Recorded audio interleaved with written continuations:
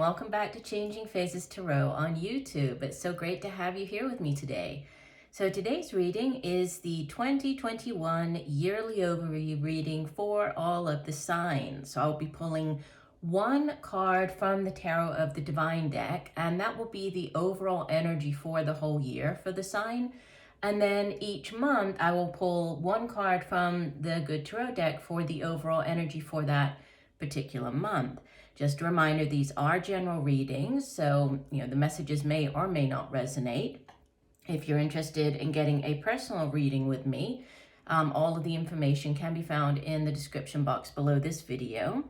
And just a note also about the year itself. So 2021 is, adds up in numerology to a 5, and a 5 year has to do with personal freedom, has to do with choices. And then 2021 is also an angel number, right? And it means faith too. So it could be quite a significant year as far as personal growth, spiritual growth for many people. And it's also the International Year of Peace and Trust, right? The United Nations has declared it the International Year of Peace and Trust. So I'm hoping for a very peaceful or very prosperous year for all of you. Just a big thank you once again for subscribers, for those of you who just sort of stumbled upon me here today as well. It's great to have each and every one of you here, and I'm sending you all much peace, love, and light. All right, I'll stop for now and see each of the signs in a minute for the video. Hi Gemini, hope you're doing well. I'm here to get into your 2021 overview reading. Now, as you can see, I've already laid the spread here, and we have from the Tarot of the Divine deck, the overall energy for the year for you is the Queen of Wands. So you could be dealing with a fire sign individual, Leo, Sagittarius, or Aries. You could be taking on the energy of this Queen of Wands. And, with it being fire energy, it can deal with the work that you do. It can be creative projects and endeavors. It's your own determination and passion and ambition as well. And this particular queen, as the queen, she has really mastered her particular suit, right? Doesn't necessarily have to be a woman. When court cards appear in general readings, they're not gender specific, so it could be male or female. But she's usually very charismatic, very alluring, very dynamic. She's kind of a real go-getter, so she's very capable of, of handling many different things at the same time and looking radiant, looking very alluring while she does that. Could be a mother figure, could be the mother of your children. Let's see what folklore, what fairy tale this particular card is associated with. This Tarot of the Divine has each card associated with a particular fairy tale or folklore from around the world. So this particular queen, let me find her here. Here, so she's associated with Pele, who's a Hawaiian deity. And it says that the Queen of Wands represents a fiery force. The volcano goddess Pele's rages can be destructive, but her blessings are just as powerful. She is the creativity of dance, the nourishment of rich soil, and the chaotic force of an explosion. It can deal with optimism, independence, confidence, passion, and verve. And it is a very creative energy as well. So this could be a very creative year for you, right? 2021. But let's see how this ties in with the other cards that we have. So I'll go through month by month, okay? We'll start off here. Oh, and actually, before I get started, let me just say that you have 1, 2, 3, 4, 5, 6. You have 6 major arcanas. And honestly, out of all the signs I've done so far, there have been a tremendous amount of major arcana. So this could be a considerable year for many people, 2021. When you have, this is sort of half of your spread showing up as major arcanas, it shows that, there are a lot of factors, there are a lot of things happening this year, that are not in your control. It's really divine orchestration at play. It's the universe kind of stepping in and putting opportunities on your path, putting people on your path. Is a lot of divine orchestration at play. Okay, so in saying that, you start off the year with the Hangman. This is Major Arcana number 12. And the Hangman is all about delays. It's about, but again, there's, divine timing at play. So if there is a delay in something starting this year, just know that there's a reason for this delay. So, if it has to do with a job or a project, whatever it is in your life, know that it is just a temporary delay and there's a reason for it, right? And the reason is, you can see he is upside down. He's gaining this new perspective. Obviously, if he were the right way up, he would not see things the same way that he does by hanging upside down. So it's a necessary moment, of being suspended in time like this, in order to sort of surrender, to allow for whatever this new perspective and information is to come in. It's kind of download here. You could be dealing with as well, this the Hangman is linked with Pisces, so you might be dealing with a Pisces individual, but divine timing, which brings in the month of February, probably the best card in the entire deck. This is the Sun. This is number 19 of the Major Arcana, and if there was something you were waiting for an answer on, the Sun comes in to give a big positive yes to that. It's also a card of vitality, of healing. The Sun, shines its light on everything and allows for growth. So there's a lot of growth and vitality and potential wrapped up in the Sun card as well. And the Sun can also be, bringing things to light. So if things were, if you were waiting on an answer, or if things were unclear, the Sun comes out to really shine its light on a situation, to bring in that clarity, right? The Sun is also associated with the sign of Leo, so could possibly, and we had Leo as one of the options with this Queen of Wands down here, so possibly a Leo, but beautiful energy. So, just a great month, whatever's going on in this month, with the Sun shining down over the situation, you couldn't ask for anything better. And it's followed by, in the month of March, the Chariot, Major Arcana number 7. This is victory, and it's victory after a challenge, victory after, that it's not an easy victory or easily come by victory. It's after a difficult time. So there's a forward momentum. This is fast moving energy as well, the Chariot. There could be movement, actually, physically moving with the Chariot card. So moving across land, moving to a different location. There's just this forward momentum, so progress. And again, it's a card of victory. So 2 yes cards here. If there was anything that you were unsure of or waiting for answers, you have double yeses coming in the month of February and March. In April, you have, this is number 2 of the Major Arcana, the High Priestess. So, the High Priestess really asks us to tap into our intuition, to listen to that inner guidance, that inner voice. The High Priestess is really the guardian of knowledge, sits between the spiritual realm and our physical realm, and encourages us to tap into that, that inner knowing, that hidden knowledge that we can access, but by listening to our intuition. I'm getting download again. So there's something, definitely pay attention to any messages coming through, through your intuition, or at nighttime. Obviously, she's also associated with the moon. So messages coming through in your dreams. It might be a good time to keep a dream journal. When you wake up in the morning, jot down whatever, those first thoughts, or, the things that you remember from your dreams, jot them down. And even if they don't make sense right then and there, as you move through the month and even the year, they might start to make more sense and might bring in some guidance, to help you in different areas of your life.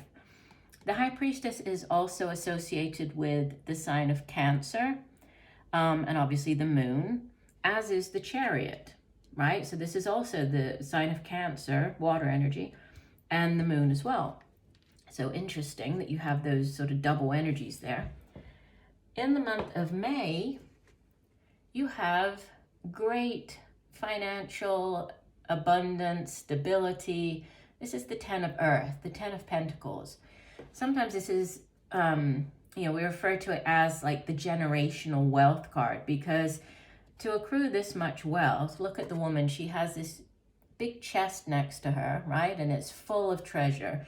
So to get that much wealth and financial stability, it's something that doesn't happen overnight. So it usually, we think of it as building up over many years and even generations. So handing down from one generation to the next, whether this is, inheritance, this could be land being passed down from one generation to the next, could be in the form of inheritance, so money coming in as well. But it's great financial stability. Earth energy is, it's everything we can touch and feel here in the material realm. So it's the money that we earn, it's the our material possessions, it can be our home, our family. So great financial stability here by the time you reach the middle of the year. And then in addition to that, in the month of June, you have love coming in.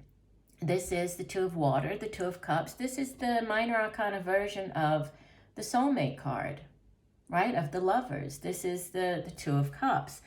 And this is a deep soul connection with another individual.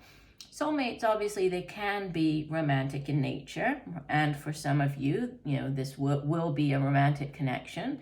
But they don't have to be. They can show up as friends. They can show up as work colleagues, partners.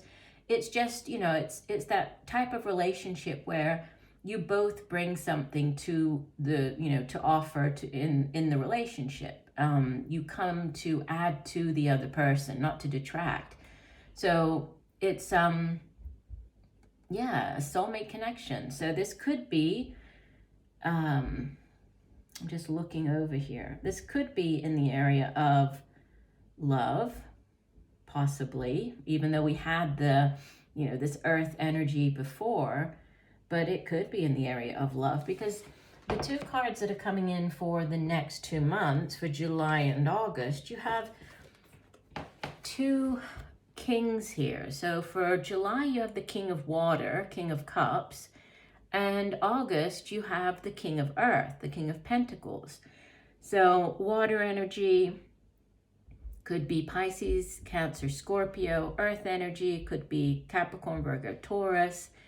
But both of them kings, so both older energy, more mature energy, both, really masters of their particular suit. In the case of the King of Water, this is, he's a very emotionally stable person. He's very caring, usually very loving. As the King of Water, he's mastered the suit of water, which deals with emotions and feelings and relationships. So he's a very compassionate person, right? Compassionate type of energy. If this isn't a person and it's you taking on that energy, this could be just, an over sort of abundance or an outpouring of compassion and love in the month of July. Followed by, in August, this very stable, he's like the King Midas, right? He has the Midas touch. Everything he touches turns to gold. So great financial stability and abundance. He knows how to make money. He knows how to hold on to money, right? He knows how to invest his money. So he's very dependable, reliable, very hardworking. So, it could be that this partnership is between yourself, Gemini, and one of these individuals. It could be you taking on the energy of one of these individuals, right? And your partner is the other energy. It could be within a partnership. You could be partnering up with one of these energies here, the King of Earth or the King of Water. But by the time you get to September, there is another card that can be sort of a delay. The number 14 of the Major Arcana is, in this deck, it's called Patience, right? This would be Temperance. So it can also speak of, needing to, or not needing to accept a delay, but acknowledging that there might be a delay. And this delay is, again, it's only short-lived, so you will get through this quickly. And if there is a delay, it's because there's divine timing at play. So much like with the Hangman, in the case of Temperance, there could be a delay, but it also asks us to evaluate our lives and, look at different areas of our lives and see, is there an imbalance at all within our lives? Are we giving more of ourselves to one area and neglecting another? Are we working too hard, neglecting our family and friends, relationships? It can also have to do with, bringing back into balance different areas of our lives. So, not overeating, not drinking too much, nothing in excess, taking that middle path, that, center of the road type mentality and approach to everything in your life. And it's interesting in this deck, I'm not sure if you can see it, but on her chest, there is like a clock there. So yeah, something to do with time, and time is of the essence. And if there is a delay, there's divine timing. In October, you are manifesting. You have Major Arcana, the Magician. This is number 1. So this is like an ace, right? The Magician is, the ace is like all 4 of the aces wrapped into one. So it's like the ultimate ace card. Aces are yes cards in the tarot. It's also a card of manifestation. It's about bringing down, into reality from the ethers, everything that you desire, and you having all of the tools necessary to do that, right? As above, so below. So it's not just setting your intentions, but it's actually manifesting and making those, whatever those intentions are, turn into reality. So in the month of October, you could be manifesting, it could be a very powerful month for you. So what is it that you're manifesting? Is it a relationship? Is it to do with, your finances? It could be either, but, you have this very strong, money, possessions type energy. And then you also have the Lovers, the Two of Cups. So could be either. But as you head into the end of the year, November, you have the Four of Fire. And I'll go ahead and share December, and then I'll talk about both of them. December, the Ace of Fire. So beginning with the Four of Fire, that can be the card of celebration. It can be celebration in the form of an engagement, a wedding. It can be to do with a house, so buying a house, and it does sit immediately beneath this Ten of Earth. So there could be something to do with an inheritance coming in, maybe getting, land handed down that you are able to start building, right? Your own house there. This could be moving into a new house. This could be moving in with your partner. It could be getting engaged, taking things to the next level, getting married.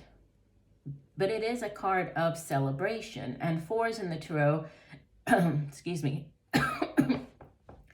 they have to do with stability, right? They're foundational energy. So very strong, very grounded type of energy surrounding whatever this home is, or, this home move, or possibly, buying or building something. It's very, very stable. And then you have the new beginnings as you head out of the year, heading into the next year, so into 2022, that's new beginnings. The Ace of Fire is an exciting new beginning. It can be a new job. It can be a new project. It can be a new creative endeavor. It can be, you know, if it's a relationship, it's one that you feel very excited about, very passionate about. But it's, you know, it's a big yes card as well. So, you know, again, if there's anything as you get to the end of the year that you need an answer for, Ace of Fire is there to say, yes, don't worry, everything is going to work out. And aces are blessings from the universe. So it's like the universe extending it out to you. So whatever it is that you're, you know, trying to get the answer about, the universe is saying, yes, go ahead. The answer is yes. And then going back to this Queen of Wands as your overall energy for the year, I mean, more fire energy. And it is very creative, very passionate. So there could be something to do with, you know, if we go back to the beginning here with the, you know, this timing issue, delay possibly, needing to see something from a different perspective, but then you have, you know, victory coming in, possibly focusing on spirituality, listening to your intuition. There's a generational, this could be to do with family. And again, it sits above the home card, the home and marriage and family. So there could be something to do with family. Maybe this is money coming in from the family. Again, this property. And then, you know, the two of the Lovers card, the Two of Water. We have the two kings showing up here. So could be parents, right? Or could be a partner. And then this guidance coming with the Patience card to consider everything in moderation. Then you're manifesting. And then, you know, this celebration and exciting new beginnings. And the Ace of Fire can also be like an exciting new creative project. So creative energy, definitely. So if you are an artist, this could be a very creative year for you. This could be, going back to the Ten of Earth and the Four of Fire, this could be the opportunity to open up your own home business. So working from home, right? Having the family around while you work from home. And there could be some type of celebration along with that, but it looks very positive. So I do hope that the messages have helped. I thank you for joining me today. I look forward to reading for you again, and just know that I'm sending you much peace, love, and light for a wonderful 2021. Bye for now.